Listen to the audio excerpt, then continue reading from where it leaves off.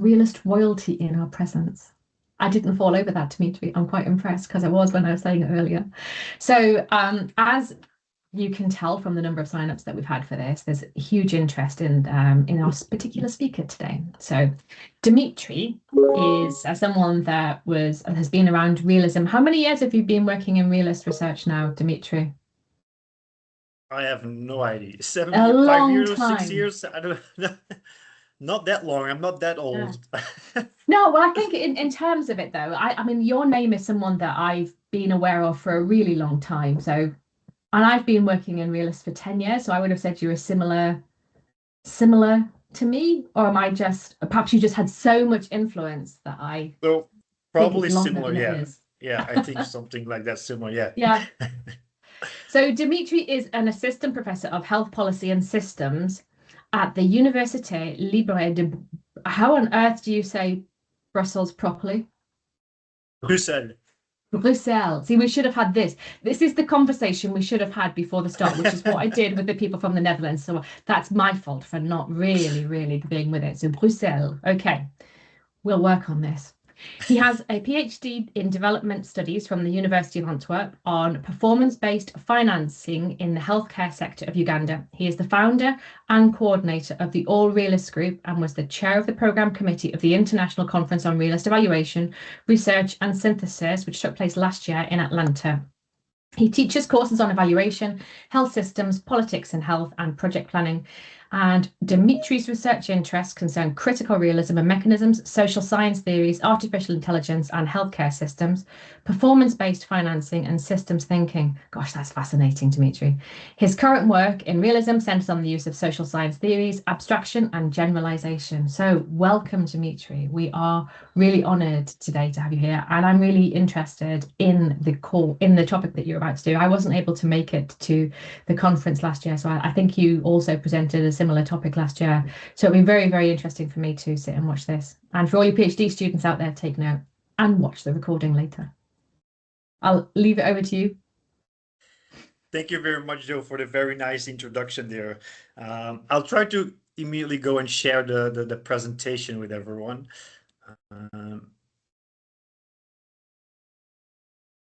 So while you're doing that, what I say is if you, as Dimitri's presenting, if you have any questions, please just pop them in the chat and we'll come to you in turn at the end. So you don't need to remember your questions until the very end.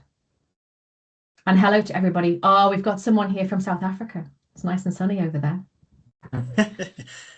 I was in Burkina Faso 2 weeks ago.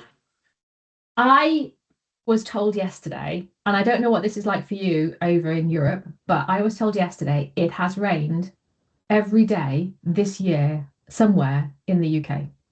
Every single day. Now I can contest that because I'm not even sure I know what the sun looks like anymore. So I don't know if you've got the same in Europe, but here we're quite small really in the UK, and everywhere somewhere or every day somewhere it has rained. So I'd be very pleased to see a picture of the sun from South Africa. I'm sure it looks very different to what I remember. Anyway, over to you, Dimitri.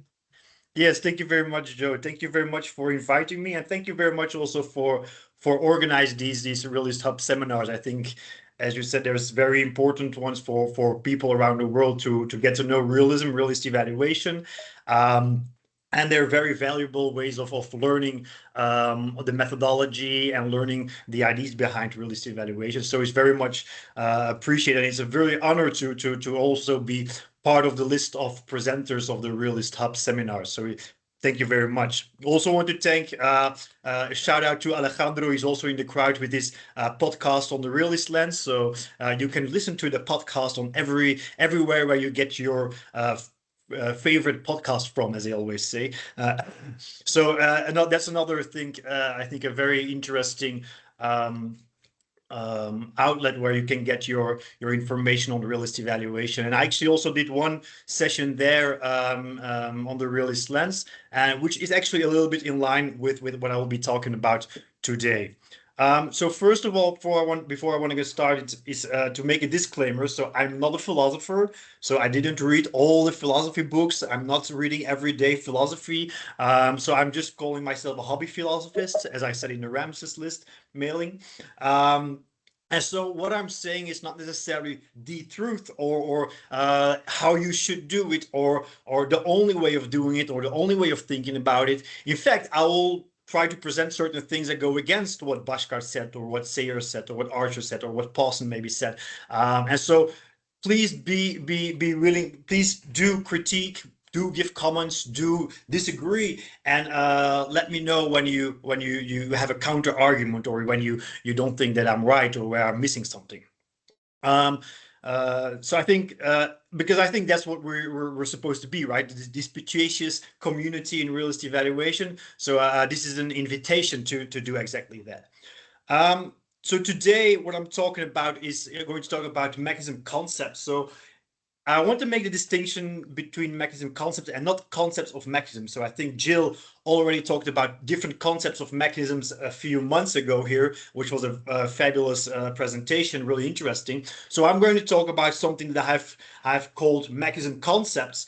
And it's actually a way of thinking about mechanisms and thinking about how to build theories.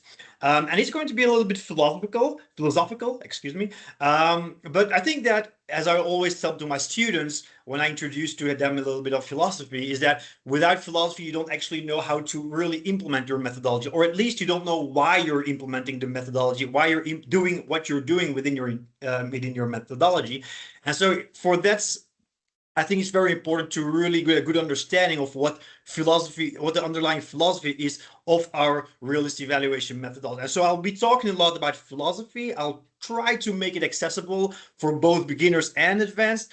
But I hope that by getting this better understanding, it will also facilitate your knowledge about the more practical side of realist evaluation. What's a context? What is mechanism? How to find a mechanism, etc., etc. So that's a little bit the idea of this presentation right here. And so the rationale of this idea of mechanism concepts, actually, it didn't start with this paper. It didn't start with this thing that I did. So some maybe have read it already. The feasibility and desirability of a realist CMOC database, lessons learned. Spoiler alert, it didn't work. So it was actually a failure. But it got me thinking, right? It wasn't the beginning of the idea of mechanism concepts. Actually, the idea was already running inside my head. But I realized that actually we were lacking kind of common language to actually make such a CMOC database, right? The thing that attracted me to realist evaluation was this idea of building theories, the wheel of evaluation, continuing where another evaluation has started, learning across contexts, interventions, domains, disciplines, etc., etc. So the first time I read about realist evaluation, that was really the thing that attracted me to it. And then I went to the literature and to the publications, and then I actually didn't really saw that happening, right? There was not really a lot of building on each other's theories, and the theory building was rather limited. Paulson talked about generic conceptual platforms. I think there are maybe 3-4 papers that actually talk about that concept, which is already, I think, 13 years old or something. So it really didn't get going. And after this little exercise I did for the CMOC database, probably should have called it something else, I realized actually that we lacked a kind of a common language to really learn across different interventions, learn across different evaluations, learn across different contexts, etc., etc. And so the idea behind this idea of mechanism concepts is exactly to come to such a kind of common language.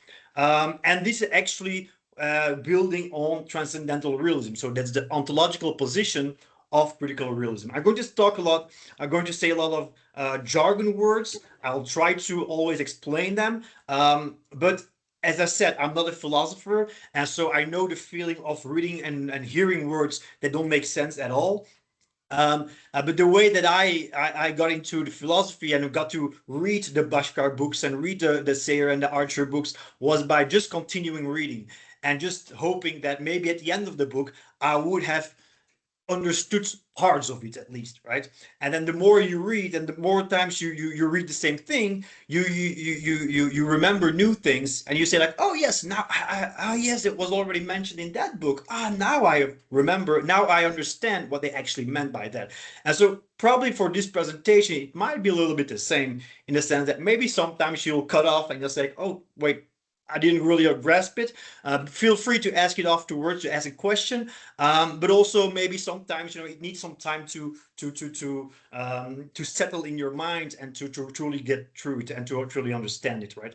But I hope nonetheless that it is sufficiently open and it's sufficiently vulgarized for everyone to understand what I'm trying to say. So we're trying to build a common language. And I also want to make a shout out to the work by Justin Unger, who is a postdoctoral researcher who presented at the conference in Atlanta, I think his paper hasn't come out yet, but he presented it in Atlanta, who's also working on an ontology of mechanisms using behavioral science, etc. So be on the lookout for that publication. I think that will also be very interesting in the framework of this same idea of developing a common language.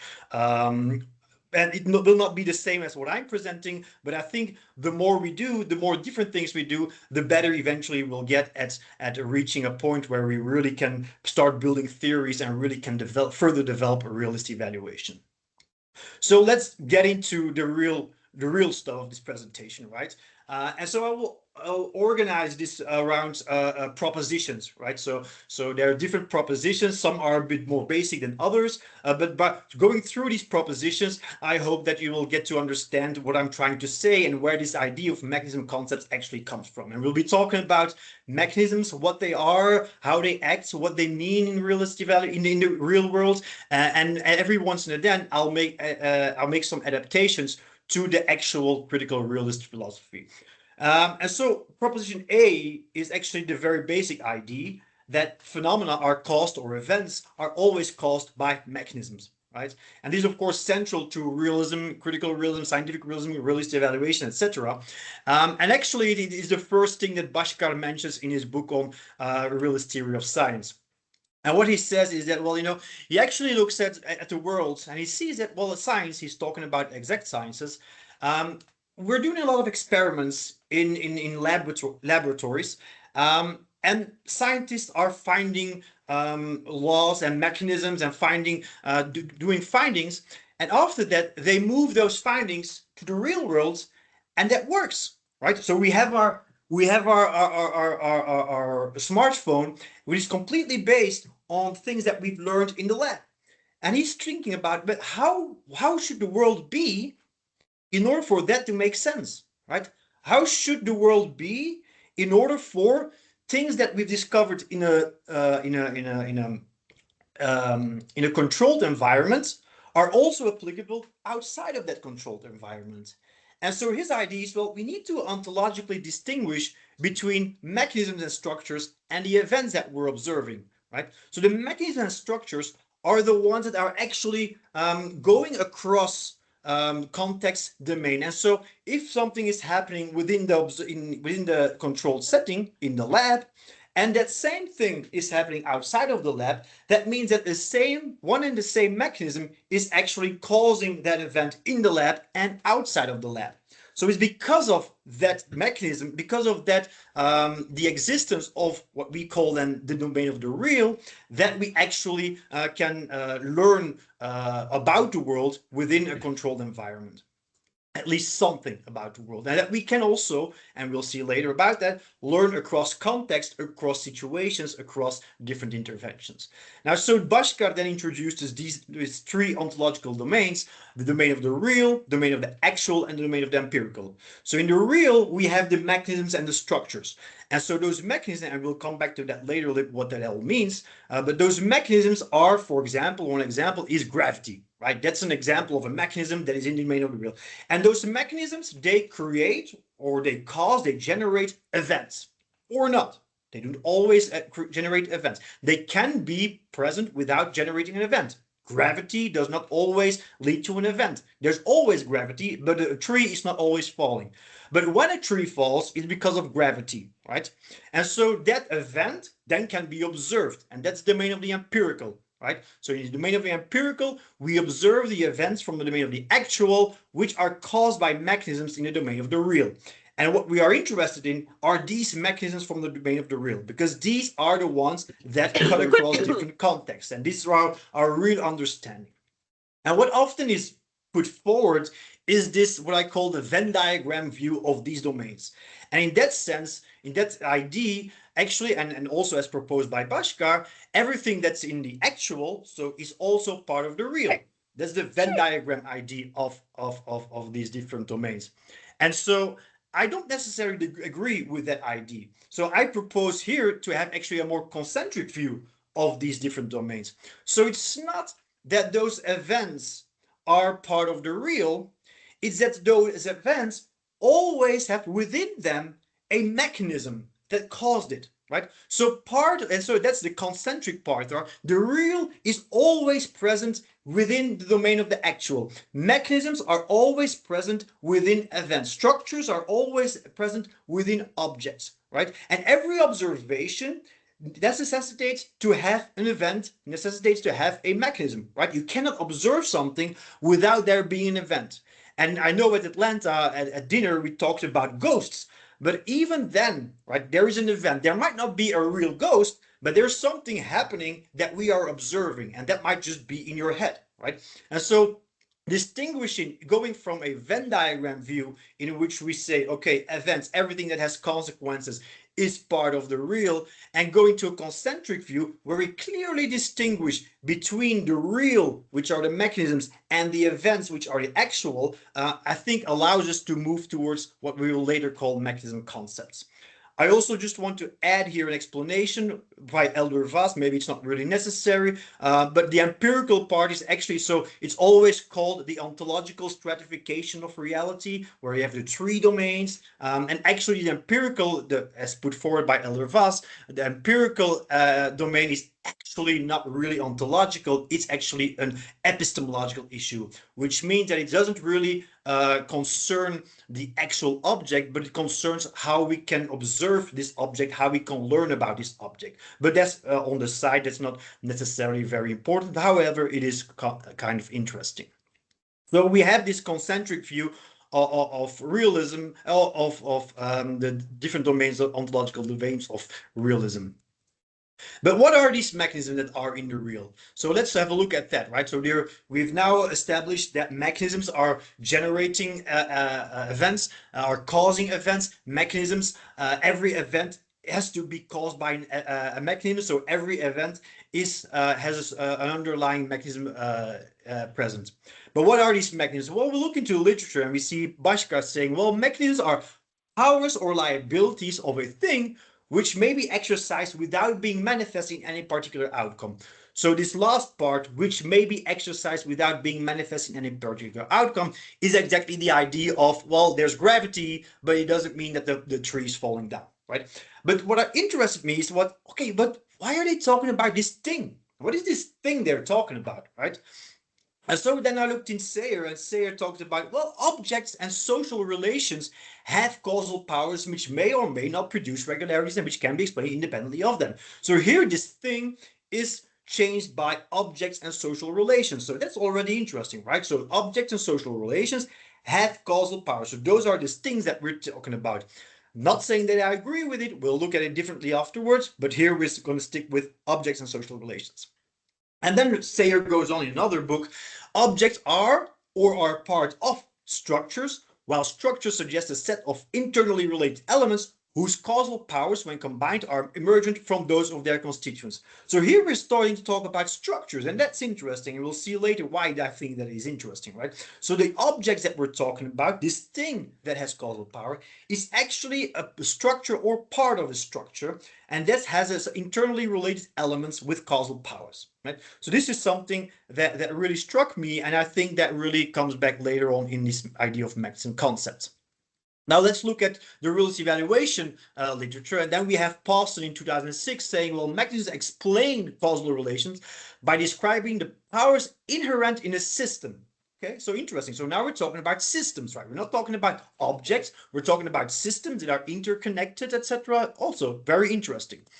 Mechanisms and structures from the domain of the real tell us what it is about that system that generates uniformity, again, system. And then finally, and I think this is probably the best quote to help us further, by Jill, mechanism should involve a description of at least three things, which is the necessary components of the system, the necessary relationships between those components, and the processes or interaction. And notice that we're talking about necessary. So this element, this word necessary is really crucial, as we will see later on. And so this is explanation or an image of the what I would call the pyramidal stratification of the world, in which, of course, mechanisms, in which, of course, we have different layers, different levels of mechanisms. We have the physical, chemical, biological, psychological, societal, maybe even artificial intelligence. Maybe that also will become a level of mechanisms. And so all these layers, all these different layers of the world possess mechanisms which are continuously working at the same time, continuously being fired, continuously acting one against the other, and leading to events, causing events or not causing events, right? And so, of course, in realist evaluation, we often focus on the psychological level, but we should be aware that at the societal level, there are also mechanisms being used. And this is what I call, so this is proposition B, this is the arrow view of the real world causality. And what I want to express here is that, so we have those different layers of different kinds of mechanisms, but those mechanisms are continuously working against each other, right? So even in when you're in a classroom, for example, there are 100,000 mechanisms working at the same time. In our realist evaluation, we're focused on very specific mechanisms, right? Maybe we have 4, maybe we have 5, some maybe we have 50 mechanisms that they're looking at. But in fact, there are actually 100,000 bazillion different kinds of mechanisms working at the same time. Both, of course, the physical, chemical level, at the biological level, etc., etc. For example, if you're in an auditorium, in a classroom, right, there are, of course, physiological mechanisms going on, which makes me stand up. There are other mechanisms at the level of the biology. There are levels at the level of the brains. There are mechanisms at the level of the social as well, right? The fact that I am able to stand in front of a class and everyone is being quiet, that are social mechanisms that are playing at the same time, right? And so the idea here is that we should see the world around us as a continuous battle and interaction between all kinds of mechanisms, eventually leading into the world move into a certain direction, right? Leading to a certain event, right? And so it's continuously, even if we're trying to distinguish between context and mechanisms, I will put forward that actually there is no context. There is only mechanisms, which are interacting with each other. And at one point, it leads to an improvement, for example, of the healthcare. Another point, it doesn't lead to improvement. And so that's, I think, is something that you also need to take into account, this arrow view of real-world causality, as it will help us to further understand how to interpret context, how to interpret CMO configurations.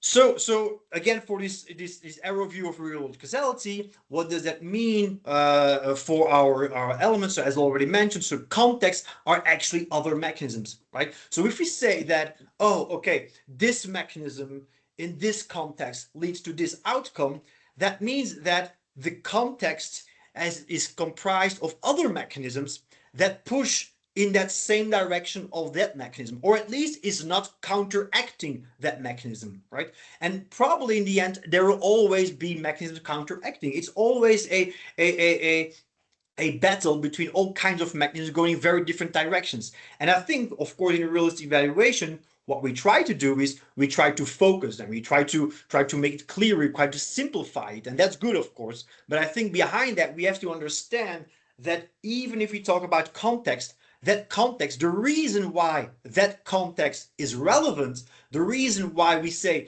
that context is leading this mechanism to move to a certain outcome, the reason of that is that actually that context is also triggering itself certain mechanisms that is, together with the mechanism of our focus, is leading to a certain outcome. A second position, and this goes a bit somewhat against to what is being claimed by in another paper, is that the mechanism, to me at least in this vision, is on or off. So there's not really a dimmer switch, right? So a mechanism, it works or it doesn't work, right? So there's nothing in between, right? And so when we think of that, for example, well, I can be more motivated or less motivated, and there's a kind of a scale, there is. But very probably that is because there are other mechanisms that attenuate or strengthen the initial mechanism that we're focusing on. So when I talk about, well, today I can be more motivated than I am tomorrow, that's because other mechanisms are playing a role at the same time.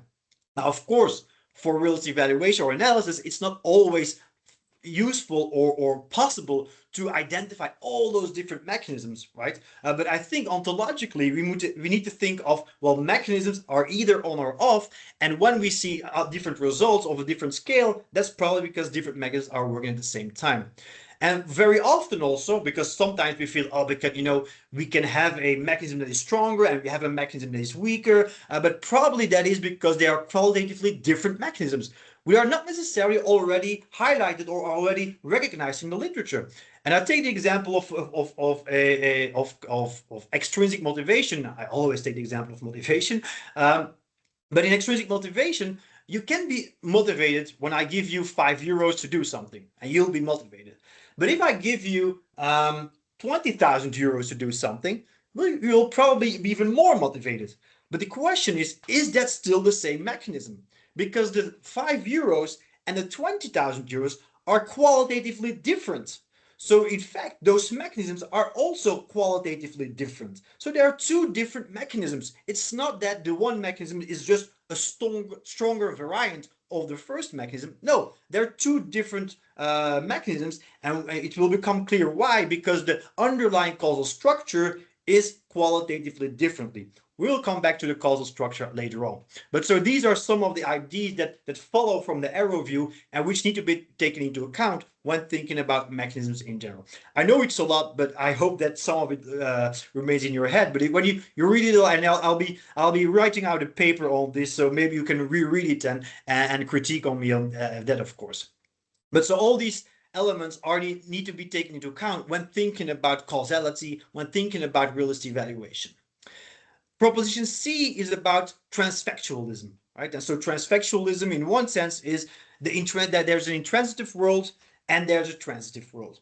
And what is important is this idea of an intransitive world. So the intransitive world is the world that is independent of human beings, independent of our thinking, independent of what we know about the world. For example, gravity existed long before that Merton discovered it, right? And it's not because we put a word on it, mainly gravity, that all of a sudden it changed how it acted, right? So the intransitive world is out there. The intransitive world is for us to understand and to discover, and we as scientists or as people all over the world, we try to make sense of that intransitive world by using concepts, by using explanations, by using theories, which is part of the transitive world part of the world. And the transitive part of the world can change, right? So our understanding of the world can change, our theories, our definitions can change, but the intransitive part always remains the same, right? And so that means that, of course, we see this continuously in science, where, of course, the way we understood gravity completely evolved from Merton to why I'm saying Merton, I mean Newton, of course. So from Newton, it really evolved towards what Einstein said about gravity, and now what quantum physics is saying about gravity. Right? It doesn't change gravity. Gravity still remains the same. It's still the same. And as I said, that will be important for later on to understand why we're talking about mechanism concepts. Secondly, when we talk about transfactualism, the idea of across contexts, domains, and disciplines, right? And this idea, I will come back to that later, is about that mechanisms, they cross contexts and domains and disciplines. They are the same no matter which context you're talking about. And finally, this idea, and this is also expressed by Elder Vass in his blog post, this idea also means that there are actually undiscovered mechanisms, but they already exist right now. The idea is that all mechanisms will already exist right now and will always exist right now, then there will never be new mechanisms. The mechanisms in the real world exist already, in the domain of the real at least. Right? So the mechanism that allows us to let's say to make a quantum computer, that mechanisms exist already, right? We just need to put in place the right structures in order to trigger this mechanism without triggering other mechanisms, right? So a wheel was already able to roll before someone invented the wheel, right? So the wheel was already, that mechanism of a rolling wheel existed already before the first wheel was invented, right? So the first fire combustion existed already before someone actually, no one really invented fire, of course, but someone actually understood how to make fire, right? So that's actually also very philosophical, but it helps to understand that this distinction of the domain of the real and how it lies outside of our understanding of the real and outside of our insights and our theories, right? And I would suggest that this even is happens at the level of the social, but that's another discussion we can go into later on. So, for example, well, this is the example of, for example, extrinsic motivation, right? We do something, always extrinsic motivation. We do something, for example, if you get a candy, right? If you want to help make your kids do something, you might give them candy or something, right? And you're going to motivate them extrinsically. Or you're going to ask them to follow rules and to avoid a sanction, or you're going to try to motivate them in another way, bringing them kind of a social reward, right? In essence, they are actually all the same mechanisms, right? Extrinsic motivation across these different elements are actually essentially the same. And that's what is always be presented in proposition D, right? So in proposition D, we'll be talking about objects and causal structures. But first of all, let's recall what we talked about earlier about mechanisms, right? So mechanisms are powers or liabilities of a thing which may be exercised. Bhaskar talked about his thing. Then there was Jill, who talked about the three elements that need to be part of a description of a mechanism, the necessary components of the system, the necessary relationship between those components, and the process of interactions. And then there was Sarah talking about objects and social relations, right? So those are the elements those was how they describe the mechanism, right? So that's how they describe the mechanism. Now, let's go to those objects, right? So what are those objects before we go to causal structures, right? So there are actually, in my mind, there are three kinds of objects. You have physical objects, you have thought objects, the things that are in your head, the ideas, the feelings, perceptions, and there are social objects, right?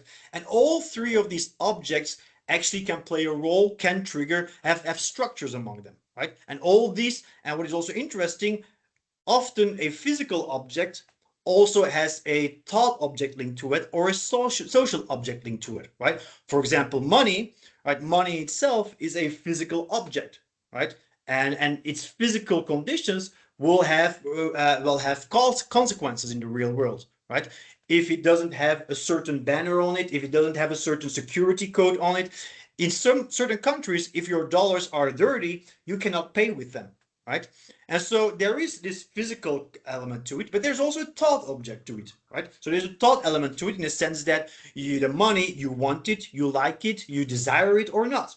You perceive it as being something for other people or something that you want or something that you despise. But there's also a social aspect to it, right? Money only, you can only pay with money if it is accepted by others.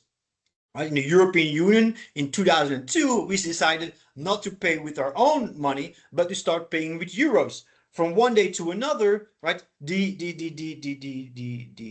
meaning of in Belgium it would be Belgian francs, 100 Belgian francs became worthless, right? And so there's also a very strong social element to those physical objects. And so we have those three objects, and we need to take into account these three objects every time we think of, for example, interventions, etc. Now, these objects, they have a structure, right? And the structure that is, and so remember, right, this structure is part of the domain of the real, right? And the structure, and I would say an ontological structure, are the characteristics that make up objects, right? And so this is part of the real, and it shouldn't be mixed with Archer's use of the word structure. So I'm not talking about socioeconomic structure, cultural structures, other kinds of structures, relationships. It's really about the inner structure of an object. Like, for example, here, copper, you have the atomic structure of copper. It's that atomic structure that makes it copper, right? And so those structures, those are the characteristics that make up an object. And for a physical object, it can be, for example, it's red, it's big, it's small, it's fluffy, it's smooth. For a thought object, it can be it's sweet, or it's hurting, etc., etc. So there are a lot of structures, a lot of elements, characteristics that are part of the structure of objects. Right, so that's actually a very important concept, right, that we need to understand, right? The structure of an object are the characteristics that make up that object. Now, and this is here what, when we talk about, when we look at Sayre, this is how Sayre then describes this relationship between structure, mechanism, and outcomes, right? And so he says that explaining why a certain mechanism exists involves discovering the nature of the structure or object which possesses that mechanism or power, right? Or events arise from the workings of mechanisms which derive from the structures of objects, right? Notice that on one hand, it talks about structure or object. On the other hand, it talks about structures of objects, which I thought was a bit strange. But nonetheless, that led to some understanding that I had, right? And so here the idea is that those structures, from those structures, mechanisms emerge, which then lead to certain outcomes, right? And if we translate this to realist evaluation, we'll see that, for example, let me take the pointer. When here you have to talk about structures, well, this is actually very much related to the context that we're talking about, right? When we talk about context, actually, these are objects, these are physical, social objects, thought objects, which have a structure, which then leads to a mechanism that leads to an outcome, right? So this is clearly linked to our CMO configuration, right? Now, we also have here conditions, and actually these also linked to our context, right? Because there are actually, in realist evaluation, there are two uses of context. So on the one hand, you have the context that triggers the mechanism, and on the other hand, you have context that makes that this mechanism leads to this outcome, right? And so in this sense, you have here context number one, which then has a structure that triggers mechanisms, and here you have context number two. But of course, as already mentioned, this context right here should actually be seen as other mechanisms that are intervening or are actually interacting with this mechanism, which makes that this certain outcome is being achieved. So that, I think, is a very important understanding, and we'll get back to this later on when we'll talk about the realist square. But what is here important to understand is this idea of that mechanisms derive from the structures of objects. Remember that we talked about how all objects have a certain structure. Well, that actually our claim is here that these objects are part of the actual, and we actually need to look to the underlying structure to understand which mechanism and how they trigger certain mechanisms. However, and here I disagree or am different from Sayre, when they talk about structure, I make a distinction also with causal structure, because structure can be a lot. Like we said that the structure are the characteristics that make up an object, but there's a lot. There's a plethora of characteristics, a plethora of elements that can be seen as the structure of an element, right? But not all are relevant in order to trigger or to let a mechanism emerge, right? So there's need to distinguish between the structure and the causal structure. The causal structure being those elements that are relevant for the mechanism, right? And so here again, I refer to Jill's three things, right? She talks about the necessary components of the system, not all the components of the system, the necessary relationship between those components, right? And so that's where we actually look into causal structure, right? And so not every element of an object structure is relevant, and not all relevant elements are always present in the structure, which leads us to something we will talk about later on, right? So causal structure is as defined, are the internal, inherent, and necessary characteristics of objects from which mechanisms emerge, right? And so the causal structure, when we look, for example, at copper, and copper is often used as an example of an underlying structure that then triggers a mechanism, right? When we talk about mechanisms, we talk about copper, the underlying structure, it's not that it is the underlying atomic structure itself that is triggering or that is makes that it has the possibility to conduct electricity, is that they have a free electron in that atomic structure. And so that free electron, that's the characteristic that is crucial in order for copper to be able to conduct electricity. And so every metal that has that free electron can then conduct electricity, right? And so it's not so much the structure, the atomic structure of copper that makes that it has the mechanism, the causal power to conduct electricity. It's that specific element, that free electron, that makes that it has the causal power to conduct electricity. And so that's the causal structure that we're interested in, right?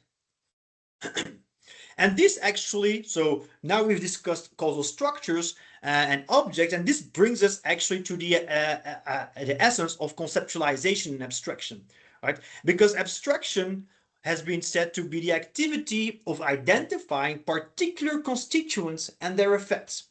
And the qualitative nature of social objects and relations, remember, we're talking now about physical objects, social objects, and thought objects.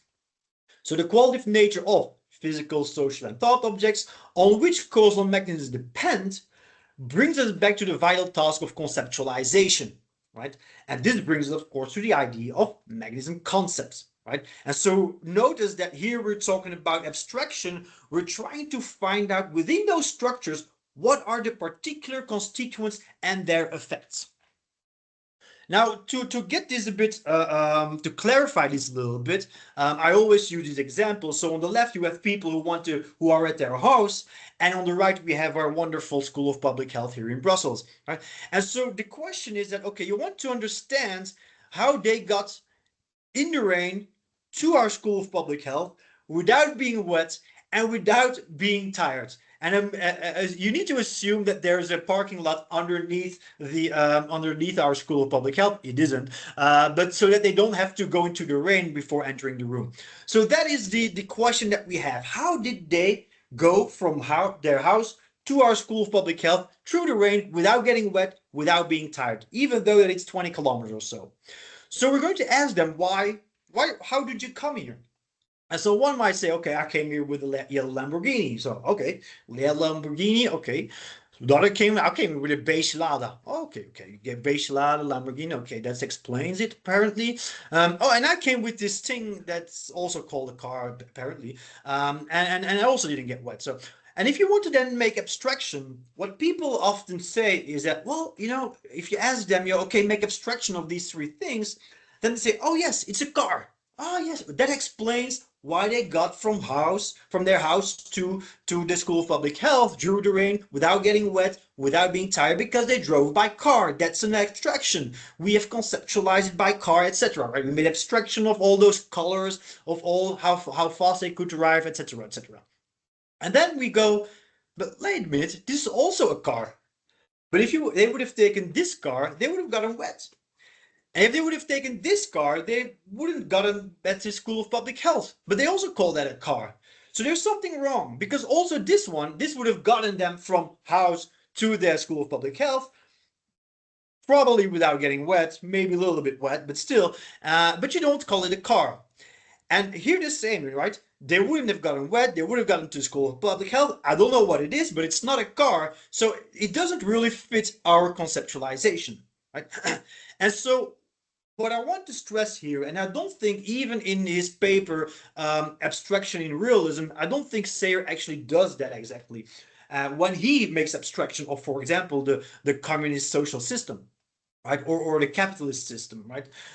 Because I think that what we really need to stress is that abstraction is not about being specific versus being general. We always think abstraction, oh, that's fake, that's a big word, a categorization. No, it's not about specific. To me, when you abstract, you actually become more specific. is at least in this way, right? You become more specific about what it is actually that you're focusing on. So it's not about specific versus general, it's about contingent versus necessary. Because how you're going to conceptualize here, well, the reason that they got here at the School of Public Health without actually getting wet, without being tired, is because they sat in a motorized vehicle with wheels that was able to drive and with a roof above their head. Right? And so if that is your definition of a car, then you can call that a car. That's the concept that you make. But you need to make abstraction of those necessary elements to explain what you're trying to explain. You're trying to explain why they didn't get wet, why they weren't tired, and in order to explain that, you need to refer to the roof, you need to refer to the motorized vehicle, right? And so that's actually why you make a distinction, you make abstraction, you look only at the necessary elements and not at the contingent elements, which are irrelevant for the causal relationship. And so this is also a little bit based on the ideas of Gary Gertz when it comes to concepts. Right? And so concepts, according to him, and he's not a realist, right? He's an empirical realist, so which is another ontological position.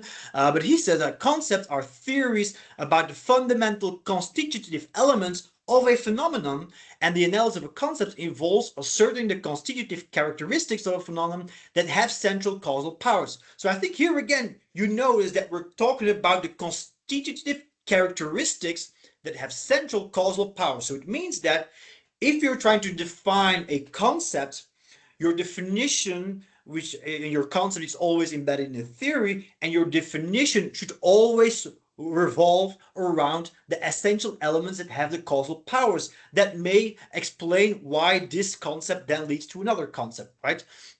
And so I think there's now just a second edition of this book. So I think it's really an interesting book.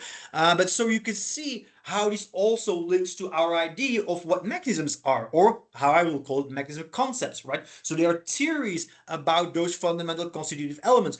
To arrive at those fundamental constitutive elements, you need to abstract, right? And that abstraction will lead us to the causal structure that will trigger or from which a mechanism will emerge.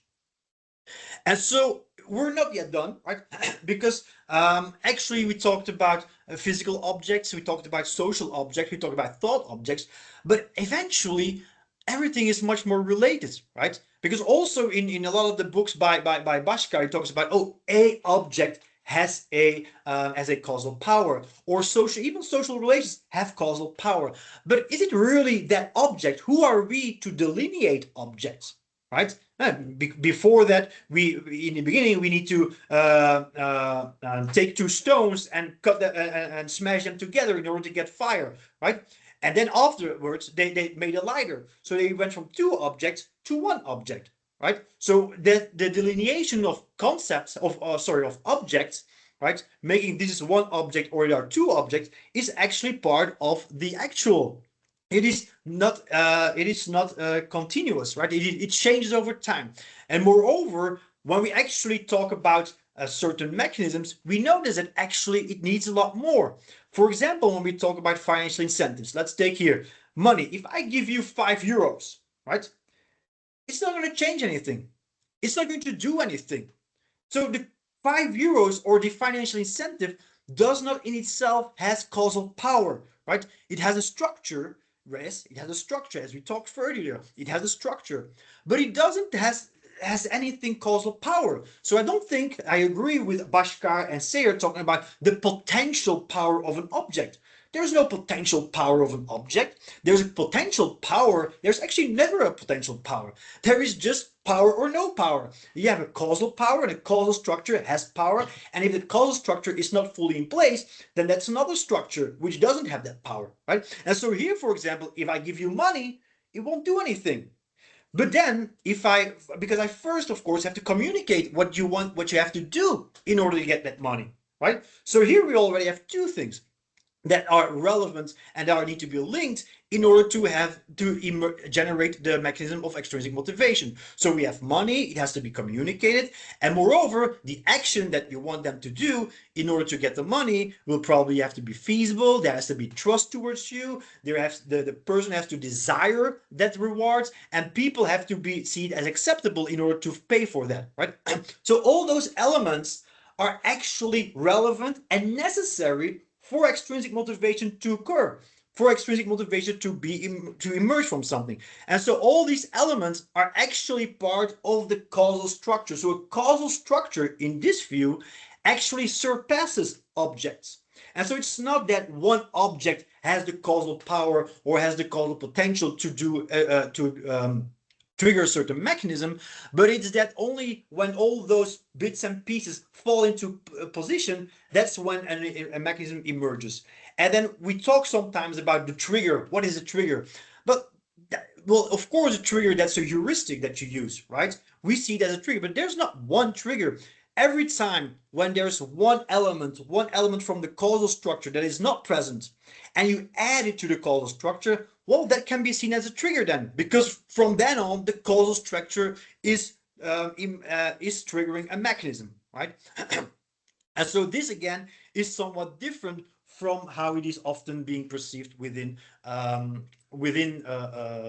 realism and critical realism. So we now move to a definition from systems thinking, right? So the thing or object that we've been talking about, but actually now we're talking about the causal structure. We look at it now as a subsystem, right?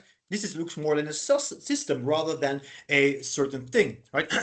And so a subsystem, as defined by Meadows and Wright, is a set of elements or parts that is coherently organized and interconnected in a pattern or structure that produces a characteristic set of behaviors, often classified as its function or purpose. And again, right, we see those links with everything that we've talked about earlier, and so we can translate this to our situation where a set of elements or parts that are interconnected in a structure from which a causal power or mechanism emerges. And so this is then the mechanism concept where we arrive at, right? So mechanism concept is a theory on the fundamental and necessary interrelationships between elements and conditions that underlie objects and form a causal structure from which a causal power or mechanism emerges, right? And so this mechanism concept is then a transitive world depiction of the intransitive world, right? And it will be our common language, would then of course be rooted in scientific theories, right? So our mechanism concepts are then descriptions of how we think that certain mechanisms that exist in the real world are and how they behave. They can be changed. They will be changed over and over and over again. We will add names. We will think of, okay, this mechanism existed, but then okay, we actually have to build two mechanisms out of it because it's actually not one mechanism, there are two mechanisms, etc., etc. So it will certainly evolve. But what we're always doing is we're always trying to describe a human concept independent intransitive world underlying it, which makes that, and you know, of course, we don't like to talk about laws, and we don't talk about regularity, etc. in critical realism and realist evaluation, but actually those laws, which for some act at the level of the domain of the actual, in realism actually they exist at the level of the domain of the real, right? So mechanism concept tries to figure out how these different causal structures are linked to certain mechanisms, and that then becomes our common language to work to talk about across different contexts. And so, for example, your extrinsic motivation will be relevant in certain different contexts, will be relevant for a baby, for a parent, for a worker, for a student, etc. They will all experience or maybe get triggered by extrinsic motivation. And it's all an idea of those underlying structure, causal structure will always be the same, right? But its translation to the domain of the actual, as we will see later, will be different, and that's what we need to study. So here is just a very quick example of a mechanism concept. So for example, extrinsic motivation. If we have a thin description of this, the person is inclined to do a specific task because the person would like to have the material reward or avoid a sanction linked to doing that task. That's a little bit the superficial, the thin description of it. Now, using theories, expectancy theories, principal agent theory, we come to a causal structure, which is that extrinsic motivation emerges when a person is presented to a situation in which a valued reward is perceived to be clearly linked to an acceptable action which that person feels able to perform, and the person finds his way of receiving the reward acceptable, the person is tempted to perform the task. Now, what acceptable action is, what a valued reward is, what being able to perform means, of course, that will be very different from different context to context, from different situation, country, different person, etc., etc. But it will always be able to be reduced to these elements. And of course, this is not a final causal structure. We can discuss about whether it's correct or not. But eventually, of course, this will be relevant. This will be correct in every single context, in every single domain, whether it's being social healthcare, work-related, etc., etc. And so when we put all of this together, and I know it's a lot that I'm talking about, so I hope that at least some things are sticking into your head. This is what I then call the realist square. So you see that we have the different domains here. We have the domain of the real, we have the domain of the actual, and we have the domain of the empirical. So the empirical are the part where we have our observations and we have our theories, and which actually is the transitive world. So our mechanism concepts here, they are trying to describe this domain of the real right here, which is the intransitive world. Now here in the actual, we have thought, physical and social objects, which are our interventions, the context that we're working, etc., etc. And these, of course, they have structures, and they form, but together they form several causal structures. And these causal structures, they trigger certain mechanisms. And of course, in each context, there are a plethora of different causal structures triggering all different kinds of mechanisms. And these mechanisms will interact with each other and then eventually lead to an outcome. Now, if we link this to our CMO configuration, well, this is our context where we often talk about, right? The thought and physical and social objects that we see, that we talk in our CMO configuration, that's that context. And of course, sometimes we hope that actually when you're describing that context, you're actually digging a little bit deeper. You're doing a little bit of abstraction. You're already thinking about causal structures of those social objects. When you talk about, okay, for doctors, this is being triggered, well, you're already trying, what is it about those doctors? Why is it that for these doctors, these mechanisms are being triggered? And maybe you're already thinking about, okay, it's not about being a doctor, but it's about being in charge. Right? And so that means that you're already digging deeper and you're already trying to conceptualize and try to make abstraction and dig deeper into the causal structures. Right? These, of course, are then our mechanisms. Right? And so here I would say that actually a lot of what we put in the context might actually be part of our mechanism, or at least the causal structure of the elements that are in the context are actually part of our mechanism. And this, of course, is then the outcome. And here, of course, these are very often, we have context in the second meaning of the word, where context actually is intervening or is actually making that the mechanism leads to a certain outcome. What is actually happening is that several elements from the context have a certain causal structure, right, which makes that they trigger a certain mechanisms, which then interacts with the mechanism that we're interested in, and that leads then to this certain outcome. So as you see, this kind of we try to understand better what context actually is, and it are not just elements or ideas or physical objects. It's really always about their causal structure and the mechanism that they're linked to. And so, as already mentioned, the mechanism concepts are actually talking about these elements, the causal structures within the real domain of the real that are triggering or from which mechanisms are emerging.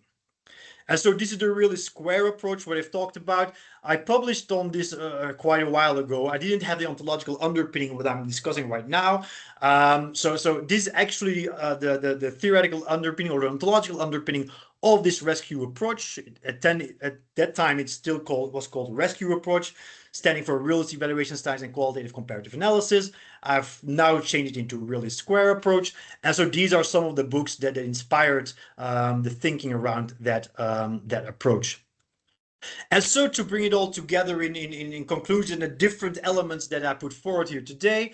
So first of all, if you remember still, it's been a while already, and I know you, I've thrown a lot at you today. But so the first thing that we start is the concentric view of the ontological domains. And I see I typed ontological. And so which means that the domain of the real is actually always present in the domain of the actual, but does it mean that the objects from the domain of the actual are also part of the domain of the real? The domain of the real is something completely separate from the domain of the other domains. The error view of society, mechanisms are continuously working against each other, and there are 1,000 different mechanisms at work at the same time, right? And that's how we should understand why a certain outcome is achieved in some certain situation and another outcome is achieved in another situation. Mechanisms are on or off.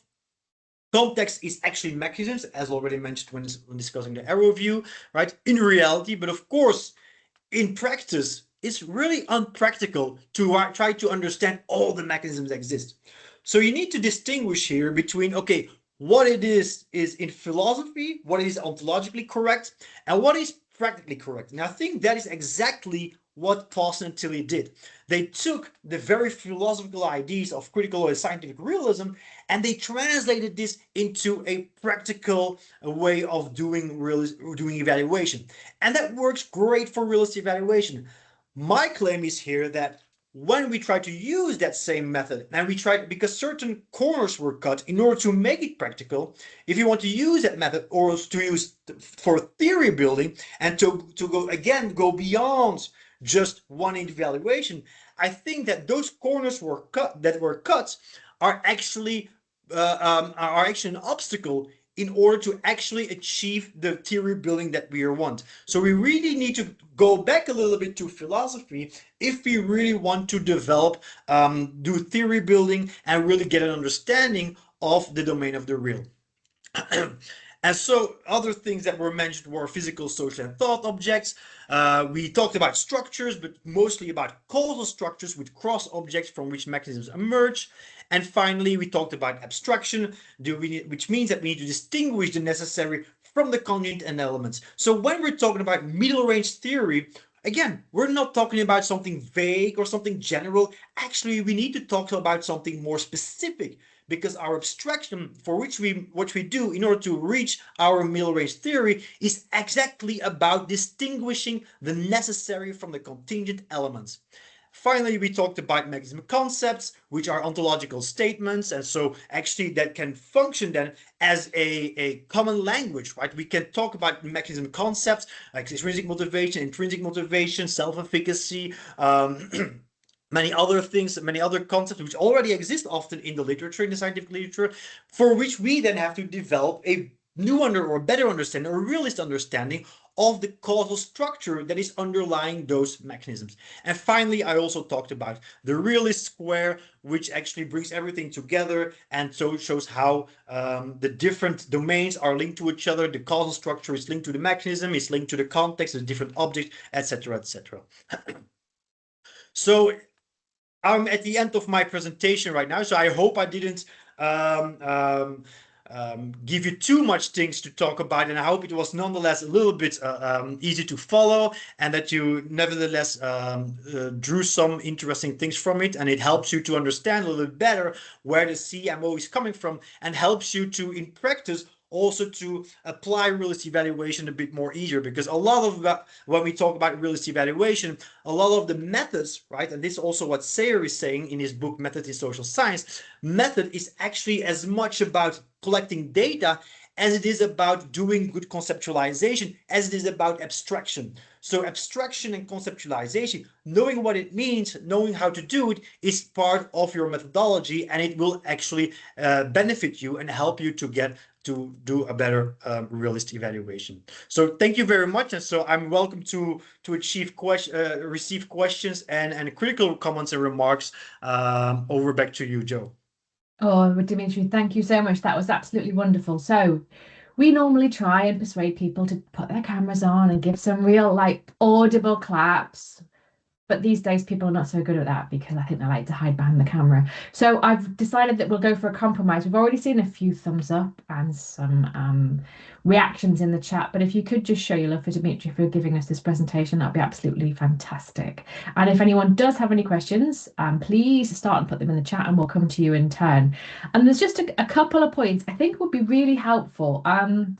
Just out of the people who are left in the audience, which is just over 40, how many of you are still doing PhDs and still need to engage with the methodology for your thesis? Just use like a hands up function, just so we can get an idea of how many people are in the room who are in this sort of phase. So we've got 2, 3, some people who are being brave enough to sort of say, that's me, that's me. Okay, we're creeping up slowly. So one of the things I will say is don't do what I did. Don't leave it until the very end. I really struggled, as a lot of you will know if you followed me for a while, I really struggled with realist methodology because I'd come from a brain imaging master's. I had a very long time out of academia because I'd been involved in a serious car accident in my 20s. And I thought I would sit there with a dictionary. So what I picked up on very early on is, Dimitri, in one of your early slides, you'd put something up from Dave Eldevas, and you were talking about the workings and how you have to reread, and then sometimes when you reread you begin to really understand. I absolutely 100% agree with that.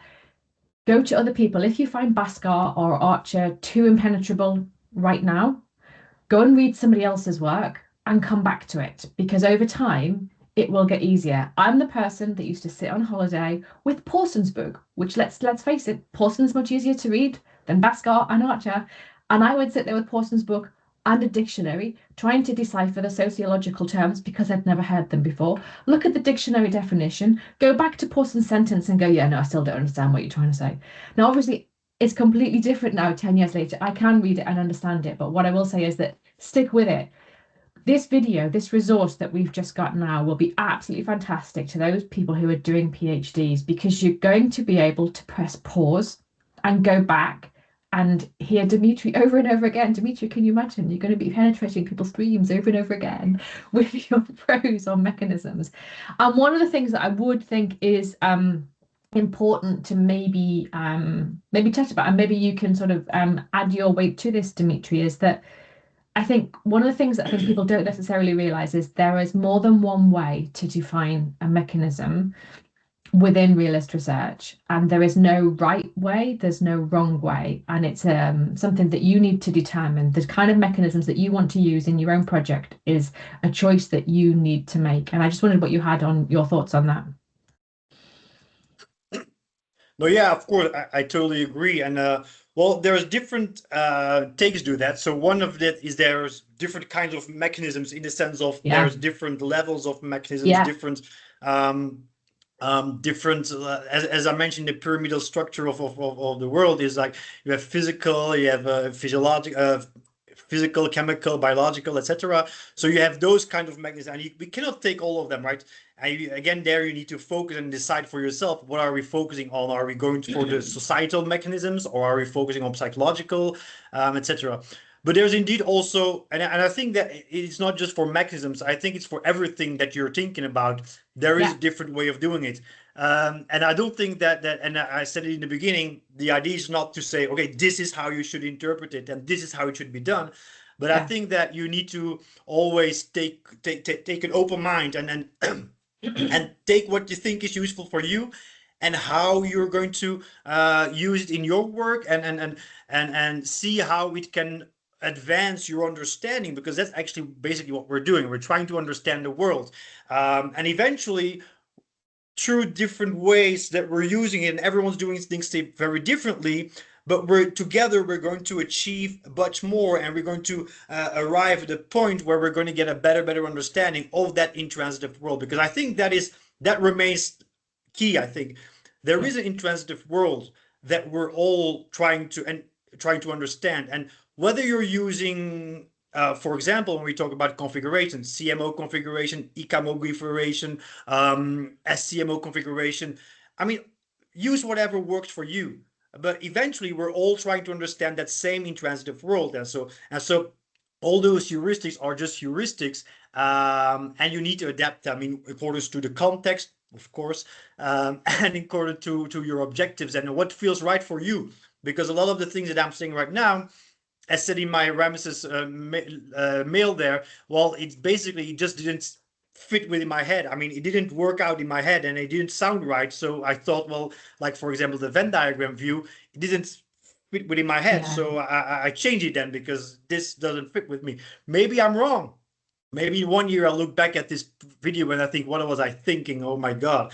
But that's science, right? Well, We're then we'll allowed get to you do back that. for an update. So that's what we'll do. You know, if you just get in touch and go, oh my God, Joe, what was I thinking? We need to do version 2. Then we'll do that. Good idea. So I don't know who else just needs to sort of like hear that or have it re-emphasized. The CMO is just a heuristic. You don't have to use it, and you can use variants of your own. You need to use what makes sense to you for your research and the way that you think as well. So when I work with people, we use ICAMO, we use Camo. I think we've got a new one that's just got structures in it. So I think there's lots of different ways of parceling this up. And it's important that, I suppose, for people who are writing theses, I would recommend, and I don't know what you think about this, Dimitri, but I would recommend that they can, somewhere in the thesis, acknowledge that some sort of disputation over the concepts exist, but then define which one they are using so that their examiners know up front, hey, this is what I'm using and this is why. I accept there's all these different things out there. I mean, I used to get so confused reading the literature because I think, okay, I've got it. And then I would go and read something else and I'd be like, yeah, no, okay, I don't have it at all. No, yeah, I think it's always, but not only when it comes to your to the methodological concepts you use, but every concept that you use needs to be very clearly defined. I mean, that's something, especially in social sciences, when you use mechanisms and concepts, they need to be defined as well from the beginning. And so the same goes for your methodology and your philosophical position. I think that it is something often being not sufficiently enough prioritized in a lot of PhD work, is to think about your own ontological epistemological position. And so understanding your own, and I know, I understand not everyone's going to read a philosophy book and etc. It's not easy, etc. But at least have like some Yeah. No, I mean, I also started with isn't. Bashkar. The half of the book I didn't understand, but I mean, I've but, got you know, Bashkar's book, I've got Archer's book. You're right, they're complex, but there are other people out there who've tried to interpret it, like yourself. Another person I always find quite useful to read is Freddie Muckenbang. And then obviously you do have Dave Elderbass, and it was Dave Elderbass's work that I read originally. I was like, okay, I'm beginning to understand some of this. But Indeed. you know, I do think it's important to engage with it. It really makes a difference. I know if I'd engaged with it earlier, my data collection would have been different. So, you know, anyway, Probably, yeah. we've got a couple of questions and we don't have long left. Like I've said to everyone, if you've got any PhD students or career researchers who want to stay on and ask some burning questions that are going to take you months and months to solve, but probably 20 seconds for me, stay on at the end and we'll come to those. But we've got Justin, who's got a two-part, so this is interesting, two-part question in the chat. Justin, do you want to come on and ask if this is the one where you're going to blow my brain about the development of the brain before psychological concepts? I'm out. I cannot do that. Yeah, I think I answered my own question. I was thinking about when you're talking about That's like, mechanisms okay, existing. that's like just too much for me today on a Thursday afternoon. No way. Yeah, can you hear me? Yes, can hear you perfectly. Okay. I think, yeah, when I posted in the chat, I was thinking about Dimitri saying that mechanisms sort of exist in the realm of the real and they kind of exist before you notice them. But then I was thinking about the psychological mechanisms. And, you know, I guess psychological mechanisms only existed since the brain has existed. And then I was thinking it must connect to the pyramid and that the psychological mechanisms depend upon the physiological realm as well. And I guess is that what you would also say, Dimitri? Well, well, there's a bit more of a philosophical position here that those mechanisms that are in our brain, they already existed before the brain existed, right? Because it was already said that if those elements of our brain would connect in that way, that always would lead to that mechanism. Like a wheel, if there was, even before there was a wheel, every time someone would make a wheel, it would do exactly the same thing. So that was already somehow, and I know this is a very philosophical, as maybe a bit spiritual idea, but it always has been, and there will be mechanisms, and I think that's why it is important to think about that. What we're doing, or what engineers or scientists are doing, they are not inventing things. The mechanisms, or when they're trying to make a quantum computer, for example, they're not inventing that mechanism. That mechanism already exists. What they're trying to do is find the right elements to put in their place, so the right objects put in a certain place, in a certain interaction with each other, in order for that mechanism to emerge. We don't really know the causal structure that makes that mechanism emerge, but that's what we're trying to find out, right? And that's what engineers and scientists are always trying to find out. And so that idea, or that mechanism of quantum computer, exists, even though it doesn't really, or it isn't being actualized again, but that mechanism exists already. And according to, well, when it comes to the pyramidal structure, yeah. So mechanisms, of course, biological mechanisms are often composed of chemical mechanisms or physical mechanisms, and they interact with each other, etc. Without, of course, making the other, without us being able to reduce. So it's not reductionism. We cannot reduce it to biological mechanisms, but because there is, of course, emergence, as we all know. Does that help, Justin? I think we can have a discussion I think about it this all raises day. more questions. Yeah. Than Well, I'm answers, here to but raise I- questions. Yeah. I think maybe we need someone like else to a go ahead. philosophical drop-in session, don't we, where we can like really get into this. And I just wanted to move on to the other point that you raised as well, Justin, because I think how you conceptualize a mechanism and what its components are, it is an interesting dilemma for a lot of people. So we've obviously got the Sonia Dulkin mechanism resource reasoning split. And then we have a way of where the resources of the mechanism, the resources of the intervention tend to be pushed into the context. Then we have people that split that up. So you have the ICAMO, so you've got your intervention resources in there. Where do you see that? I think that's what you're trying to ask us, isn't it? Where does Dimitri see the positioning of the resources attached to the intervention? Where would you, if you were doing your own research, how would you parcel that up? Well, when I go back to, now I'm giving the philosophical position, right? Which might not necessarily be what is being put done in practice, or methodologically more practical. And then it is, well, everything that is an object, or that is an object, like an intervention, like resources, has a causal structure. And when they are put into place, then that causal structure, then those elements from the causal structure will then trigger a certain mechanism. So personally, I don't necessarily distinguish between context or intervention or elements, because, or even perceptions. They're all part of those objects that have that have an underlying structure that may trigger mechanisms. So when we say about resources and reasoning, that's exactly what I mean. They are the thought objects of the participants are as important as the physical objects of the intervention, or the social object of interventions, etc. So and so the intervention, to me, then comes in as, of course, for me it comes in the C, and then of course the causal structure that underlies that intervention, or that underlies those objects, actually explain the mechanism, basically. But I think for methodological or practical reasons, it might be useful to clearly distinguish between the intervention, and then context, and then mechanism and outcome, because of course what you're trying to do in an evaluation is you're trying to respond to a research and evaluation question, and you're trying to give feedback to policymakers, and that's a very different context than when you're trying to do theory building, right? So I think that we need to distinguish those different objectives as well. What you do in theory building is not necessarily, and that's what I also mentioned, I think, in the feasibility and desirability paper.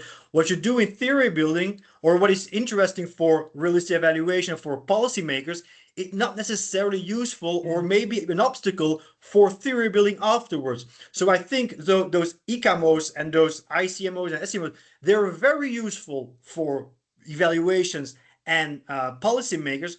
Personally, I think they're not very useful for theory building, because they don't necessarily help us they take us away from the causal structures we're actually interested in. Does that help, Justin?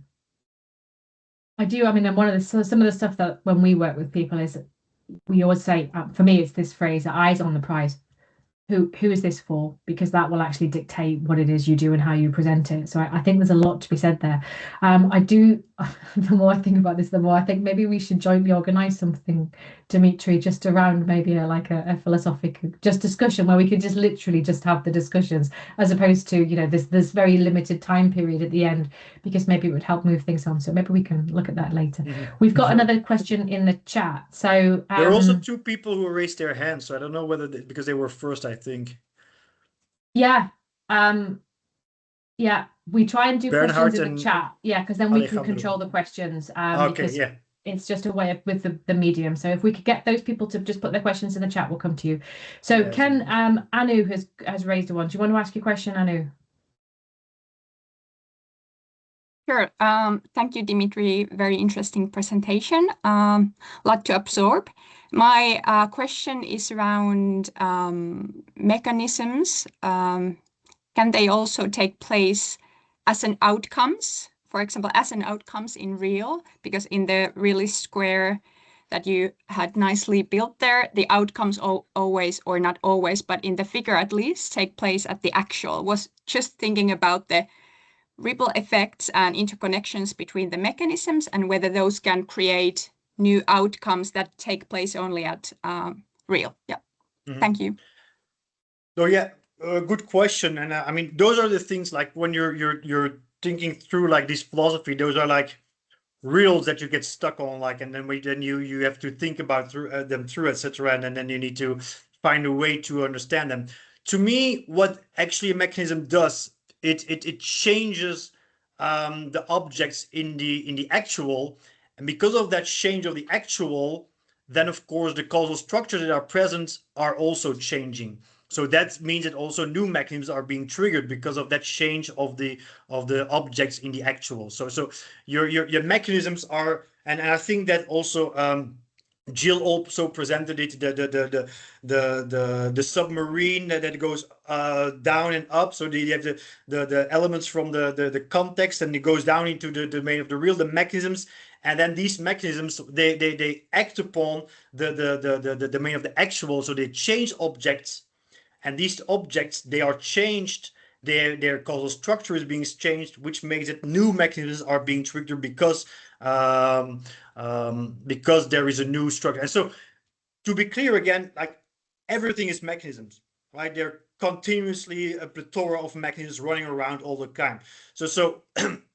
So one mechanism is continuously, and so there's a constant interaction between mechanisms that are then changing objects in the actual world, and then because of that change, then of course different mechanisms are again appearing, etc., etc. So a continuous flux of changes, and always induced by mechanisms, and I think that's what's happening now. Of course, it's not feasible to talk about that in a realist in evaluation. So you're going to take a shortcut, and then indeed you can say, okay, right, this mechanism led to this mechanism and led to that mechanism. But I think it's important to take into mind that actually, according to me at least, right, there's always a step between, whereas the mechanism always changed the context, change the objects, which changed that received a new causal structure, which then made that a new mechanism emerge from that.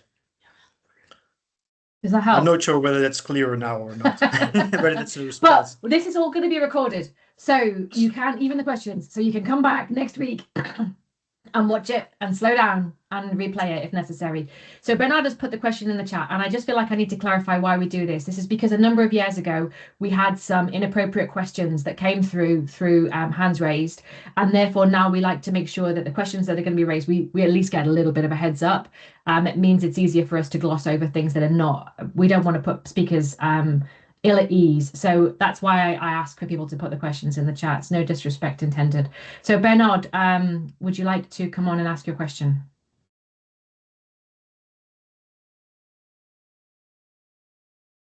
I don't even know if they're still there. Sorry. Can you see the? Yes, Oh, you are there. There you are I there. actually Yes, also yeah. put it into Yeah. the chat. Yeah, it is literally just because a number of years ago, right at the very beginning, we did have some rather inappropriate questions that came through and made the speaker feel incredibly uncomfortable. So it was a decision that I made early on to not have questions raised, but to have some sort of flavor of what the question is going to be in the chat, just so that I want to protect the speakers that we get through. Yeah, no, so it's my first time on right. on this group, which is Well, really, I hope you really come awesome. back. I hope we haven't put you off with that, so I hope you come back. But there are loads of presentations on the YouTube channel. I really enjoy it. I'm also in South Africa. It's also really nice and hot here. Sorry for you. Oh. I think I've seen the sun for about 10 minutes since December 31st. No, I think we are just sweltering. But anyway, that's not my question. So my question is really about I found it really interesting how you talked about ontology, epistemology, and methodology. And I know the boundaries between those are quite fluid. Like quite often when people talk about methodology, actually they talk about ontological or epistemological issues. So the way you positioned it, I found really, really interesting. So my background is much more in participatory work, so a whole lot of other research methodologies, but I'm really strongly drawn to realist methodology at the moment. So what I find interesting is the axiological positioning. So the paradigmatic and maybe moral positioning of the research. And so could you maybe just speak to that, how philosophically one would engage around that? How would you position realist research in that space? Thank you. Thank you very much. Well, I must say that I haven't really looked into axiology yet. So, but I know Jill Westhorp is really looking into axiology. At this point of time, there is actually very little work on real axiology of realist evaluation, right? So I think that it is different from critical realist axiology, which has been recognized. Well, Paulson in the beginning, I think in his first book already tries to distinguish himself from critical realism and the more social part or the most critical part of critical realism, where they talk about, okay, critical realism is about empowerment, is about giving voice to the voiceless, etc. It's about questioning structures, questioning power structures, etc. I think there Paulson, and I'm not going to talk in his name, but I think from what I read from him, is more about this is not our task as evaluators. Our evaluators. Our task is to understand reality, etc. My position here, and that is what I think I try to put forward in the paper on decolonization and realist evaluation, is that by giving I think for understanding reality, we need to give everyone a voice, and so that it's an imperative to get understanding from everyone. And we know from our epistemological position that if you only look at the powerful, their position, their ideas, their perceptions will be influenced by the power and the interest that they have. So from that position, we don't need a moral imperative. It's sufficient to already think about, if we really want to understand the real world, you cannot but integrate other people and integrate the voiceless as well, because we will never get a full understanding of reality without including them in our research and in our understanding of the world. And so well, it's not a full axiological position here, but I think when it comes to, I think that's a bit I think there is not necessarily, in my research, I'm also much more a neutral observer rather than an activist, and I don't have any problems with researchers being activists. I think it's very laudable, but I think there's a role for everyone, and everyone can take a role at being that. But I think that even if from a neutral perspective, trying to understand the world, you cannot but try to understand also power relationships, also try to understand and investigate the world lived by those who are the voices, etc. So not probably an answer to your question fully, but a start of an answer maybe. Bernard, have you joined the Ramesses Disc Mail? I don't know how new you are to realist methods. So I will. So I put a link in the chat. This is the kind of discussion that I think, as Dimitri coined the term, was it buddy philosopher or something like that last week? Hobby philosopher, that was it. This is the kind of conversation that some of the other budding hobby philosophers will actually engage with. So by all means, rephrase this and put it into the Ramesses group, and you'll probably find a whole list of really thought-provoking conversations that will come from that as well.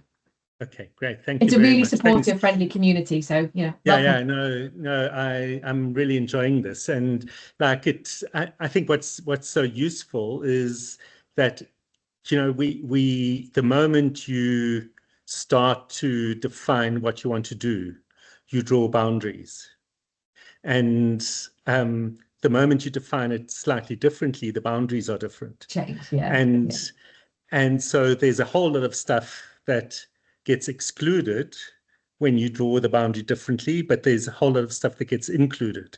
And so the sort of boundary spanning discussions I find incredibly generative. So thank you very, very much for the presentation.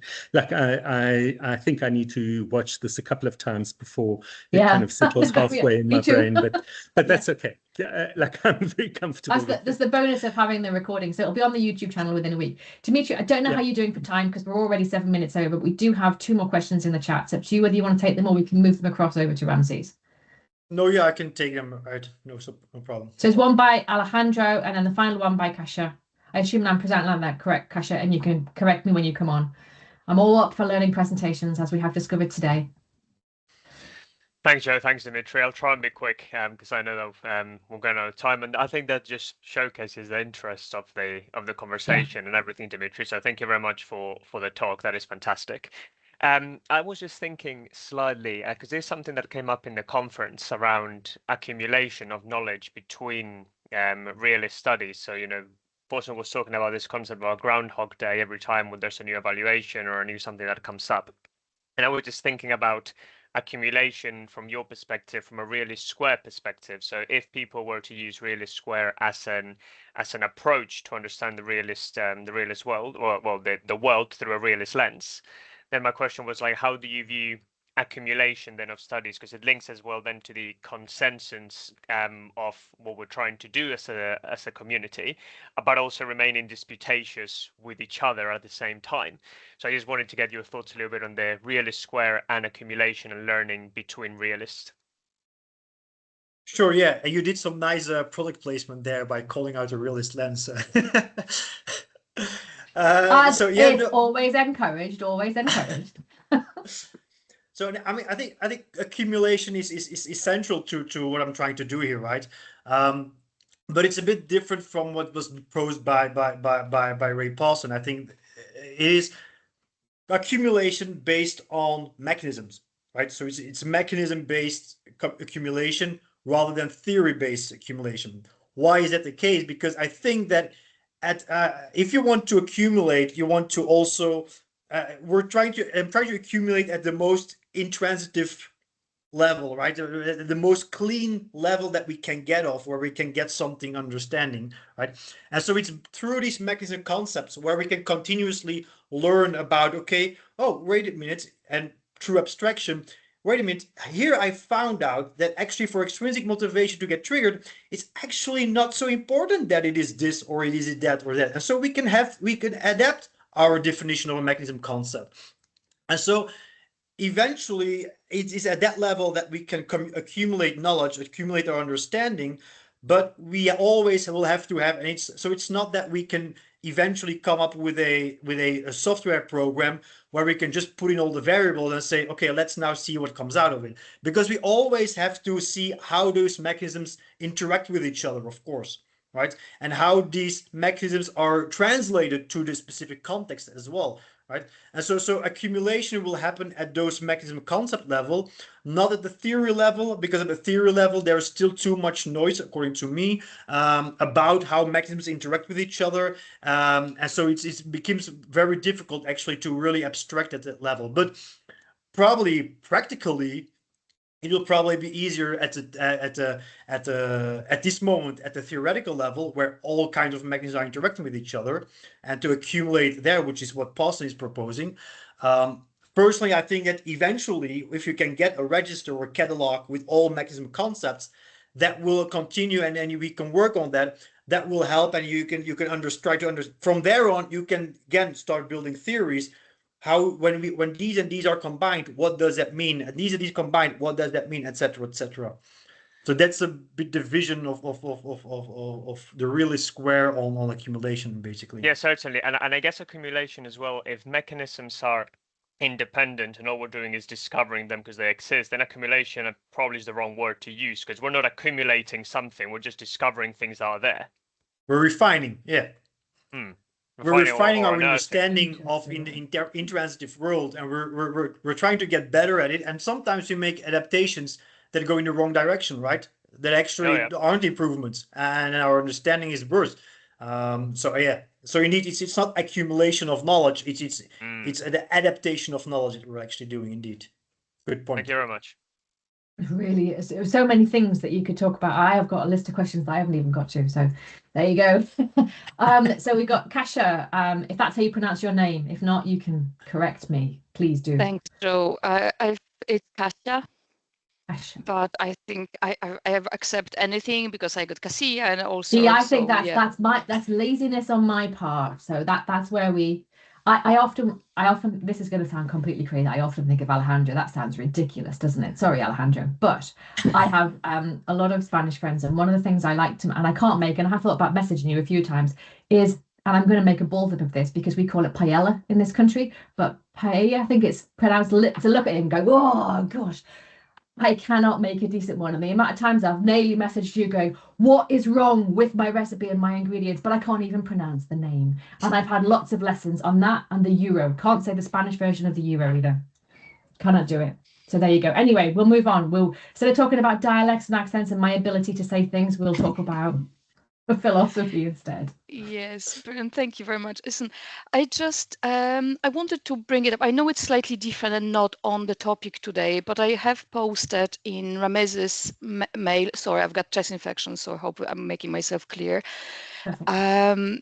On the 23rd of January, and really didn't get an engagement or any reply, so that's why I'm bringing that here. So basically, I'm a second-year PhD researcher. I'm doing Realist projects, so done Realist synthesis. Now I've been interviewing. I've done nearly 40 interviews, and then I'm moving to intervention co-design workshops. But what happened? Whenever we never came up with intention of doing separate publication, like qualitative publication from it. But when I was interviewing, it came up, there's such a rich data about the concept that we were investigating, and we really decided, there's so little evidence about it. We decided, okay, it's worth publishing as a separate qualitative piece. But what I'm sitting here now is like ontologically, I'm a realist. Those interviews were done in a way that combine both kind of, this realist interviewing, but there were a lot of constructivist questions at the beginning, and then a bit of more theory testing towards the second part. So, but how do I, when I decide to write this paper now, I'm really struggling to describing. Ontologically, is I can't use the realist base because realist always is about the causation. I can't miss the causation from the paper, but I want to really have purely qualitative paper describing the phenomena that I'm investigating. is it about putting different lens, or, you know, any ideas how to approach that? Well, yeah, I think I saw your mailing the Ramses list. I think I actually started responding, but I didn't finish the mail. But there's a lot. But I think there was another thread that Soon that after. arrived soon after, which is actually very similar with a similar question. And so when you're describing a phenomenon from so I think, can you combine them? I think the for me, no. I mean they have different, in the sense that they have different well, they have different positions, right? And as mentioned also in the Ramses list, I don't think that if you're, and I think it was also Justin Jagosh who said that, well, you cannot say that, if you have people say that realism has a constructivist epistemological position. I also don't agree with that. I do think that there's an overlap, of course, between the epistemological positions, but they're not the same, because for the simple reason that our ontology is also very different. So I think that on itself already leads to probably a very different epistemological position. Now, when you say that I'm asking questions that are constructivist, that's why I don't agree that questions are constructivist or realist or whatever. You're collecting data, right? You're collecting data, and especially from a realist point of view, that data can help you. If it helps you to understand what is going on, if it's about a perception that people have, well, those are thought objects. Right, those are objects that make that, and if you're thinking about causation, well, those thought objects, they produce the phenomenon, and they have an impact on the phenomenon. They trigger mechanisms, etc. So it's not, to me, it's not about whether your questions are constructivist or realist. It's about what you do with the data that you get, and it's how are you interpreting, how are you linking it to your understanding that makes a difference, whether it is more constructivist or whether it is more realist. And I think that is the key difference that you need to distinguish between your data collection is not per se within a certain philosophical epistemological position, especially not from a realist perspective, in which we can use different forms of data, different forms of information to create the world, or our understanding of the world around us. So I think from that point of view, it's all about what you're doing with that data. And if you're indeed interested in just presenting what each and every individual or group is thinking about, or is interpreting the phenomenon, I don't think it's necessarily not realist. I mean, it's just the first step in a realist analysis. Yes. But it can also be seen, and maybe for a constructivist that is enough, because a constructivist is not going to look for that common reality, which a realist is trying to understand. A realist is trying to make abstraction of their perspectives and what it is now, what is the essence now, or not the essence, I don't like the word essence, but what are the underlying causal structures there that we can observe. And that's different from a constructivist who will be relevant, who will say, well, there are different visions, different perspectives, and that's it. A realist will try to look into, okay, why do they think differently? Why is it that they are looking at it this way and it this way, etc.? And how does that then build up the full understanding of the world around us? Does that help? Not sure whether that's an answer to you, but I think there's a very long response possible. I absolutely understand exactly what you're saying, Dimitri. And I've written down two options, and actually even written out the idea for a methodological paper, trying to really unpick that in my head when I was working through that. The thing is that what I've done, what I've done. Now I want to publish that, and literally, what should I do? Which option should I do? I cannot publish that as a first descriptive understanding stage of the Realist project, because this is not being done. I may have difficulties publishing that. I may have difficulties with the peer review. the easiest option would be to probably do a switch and publish that as a reflective thematic analysis. I've done that before. That would be easier to publish. And that's where my dilemma is. Kasia, I just have some questions which I think might help us drill some of this down a little bit. So I've worked on several realist reviews, either collecting the data myself or helping and assisting other people do their own. I have never done a pre-post intervention in all that time. So I have always done what I call is the giant slice of life, or as Paulson has referred to it before in the Ramses, a diagnostic evaluation. So an understanding of the phenomenon that exists, which sounds to me like is what you have done.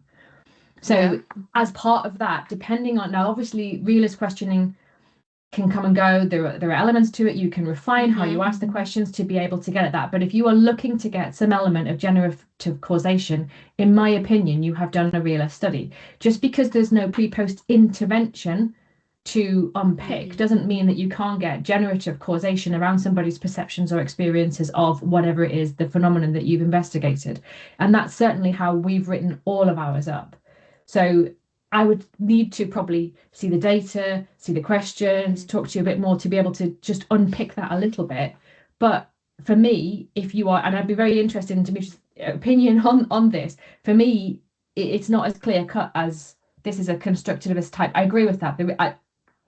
You have to ask some very non-realist questions in an interview to be able to get to the parts that then become your realist questioning, where you go deeper, where you surface then those typical Paulson and Tilly psychological mechanisms that we know from Dimitri's talk today, that they're just one part of the mechanistic process.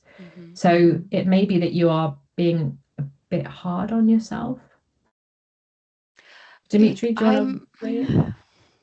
No, yeah, I think one other thing maybe that's also interesting to important to highlight, that there's realist evaluation, there's also realist research, right? And so indeed in evaluation we're trying to understand changes and how interventions changed an outcome. But in realist research you can exactly just try to understand a phenomenon and how that phenomenon came about. And so that's then the realist way of approaching to describe a phenomenon, is to try to understand the underlying causal structure and the mechanism that are leading to that phenomenon, basically. And so there doesn't need to be a change, or that there doesn't need to be a intervention or whatever. It can just be, okay, we're trying to understand why this is the way it is right now, right? And for that, as said, there's continuously all the time mechanisms are going. So with your perception or your analysis, maybe you're just focusing on perceptions of people, but then you're actually just focusing on those mechanisms that are linked to the perceptions of people, which is also can also be seen as a realist piece of work. Of course, you will not have CMO configurations in that case, but as said, as Joe said, you don't need CMO configurations to do a realist study. But that's probably what I'm struggling with, because so interestingly, we do have CMO configurations because of how we chose to take the data and look at it analytically. But I think if you are looking to try and get you could argue as well from one perspective that if you want to develop an intervention, having a realist understanding of the phenomenon of interest before you develop the intervention would potentially make the intervention more likely to be successfully implemented. So you can argue that it's almost like a pre-evaluation piece of research. But I just wonder, if there's maybe there's like a little bit of getting tied up in the knots or in the reeds, if you like, getting stuck in the reeds of what is realist work. There isn't, and in fact, if you look now across the literature, it's really common, especially for PhD projects in particular, to not have an intervention, because the intervention is usually designed towards the end of the PhD project. Yes. So the first project is usually around understanding what the current situation is, as in the phenomenon of interest. And we do have CMO configurations around ours, because we took a context which leads to a mechanism, which leads to an outcome, which explains their experience of whatever it is they were experiencing. So I think there are ways of looking at it, but it might be a case of taking a step back and being able to sort of view the project a little bit differently. Sometimes I think you can get too close to data, and sometimes you need, This is where I think, I don't know what everyone else thinks about this, but I think that realist research is best done in teams, not for individuals. I think a lot of the thoughts, a lot of the understanding really occurs when you get the opportunity to talk to people about it. Okay, do you have any examples? Can you think of any examples of realist kind of this diagnostic evaluation papers that have been published, which do not use kind of CMOs and stuff? No, actually. I think there's an expectation that you will produce a CMO. There is an expectation, I think there will be some sort of diagnostic framework. So then you would need to argue your position. But that is something worth asking in the Ramsey's list. Yeah, because that's I've come across many theses, and people have contacted me directly from the Ramesses, were mostly PhD students or post-PhD, who actually have used the constructivist piece in the realist evaluation, but most of that hasn't been published because they just state in a thesis. So it seems like that there's a lot of people struggling with that element, that you want to describe something, but you don't really know how to use it from this within the realism to actually describe the phenomenon. Well, I think the thing is, what I don't agree with is that you're cutting it in different pieces, as if describing the phenomenon is somehow distinct from your realist study. I mean, how you cannot do a realist study without understanding the topic. So, I mean, describing the topic is just one phase of, and one important part of your bigger realist study. And so I don't think that, one part of the study is constructivist, one part of the study is realist. No, you gather that data, which you call the constructivist part, you gather that data in order to get a better understanding later on. And that is part of the whole process of realist evaluation, because, and there you need to of any realist approach, you need to understand the initial part. And so I don't think that you should cut them into two, or look too much at them as different studies, because that's what we like to do, right? We cut our one study in different studies, but actually they all contribute to the eventual goal, which is your realist analysis. Does that help? It raises few ideas. It doesn't give me answer yet.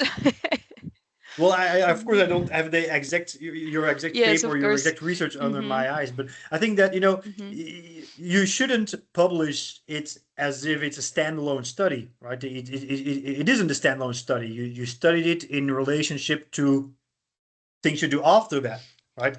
And so I think it's also important that we in the scientific community be careful not to slice up our research and act as if they're all separate studies that contribute enormously. No, sometimes you're just parts of the study, and then you're publishing this separately, or you're not publishing this separately. But there's no need to reframe it just because you want to publish it, right? I mean, be open and transparent. What was the role of the study? And I don't think that will make different. I don't think that it will be it will be a problem to publish something, whether you call it constructivist or realist. A lot of papers are published without it being called either of them, without the epistemological position being explained. So I don't think necessarily that that will be an obstacle to publish something, if it's useful and if it's interesting what's in the paper. I need to probably become clear here. I need to publish that as a separate piece, because as part of my PhD, I am required to have 3 publications as a minimum. So I had to come in ways to how somehow make the 3 publications. Yeah. But you can publish something, but without claiming that it's a separate study. You can just, this is the study of this, or this is absolutely, and you link it to your other papers that you already have. So I mean, that's totally fine. No one will critique you on that. I mean, there's no reason. I mean, if we can publish protocols, we can also publish pre-studies or whatever. If the information that is in there is useful for others as well, and that will be the task for you to clarify how this is relevant for other people as well. Okay, thank you. Take a step back. Right, I think we'll say thank you very much. We've gone well over on this one. So thank you so much, Dimitri. I really, really appreciate it. Thank you very much. Thank you. It's fantastic. Thank you. I'll let you know when the recording's up. That will be great. Thank you very much. Thank you. See So for you. those that are interested, I'll be hanging on. So if anyone wants to stay on, please do so. Otherwise, we'll see you next time with Justin Jagosh.